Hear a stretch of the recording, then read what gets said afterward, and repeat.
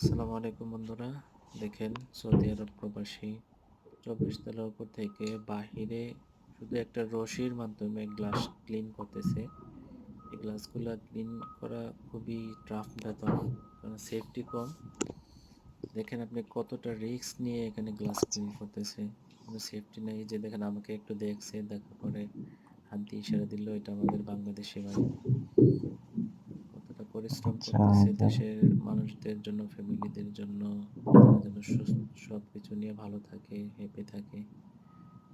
এই তো প্রবাসীদের জীবন, যারা দিন রাত পরিশ্রম করে ফ্যামিলিকে হ্যাপি রাখে, স্ত্রী সন্তান মা বাবাকে হ্যাপি রাখে।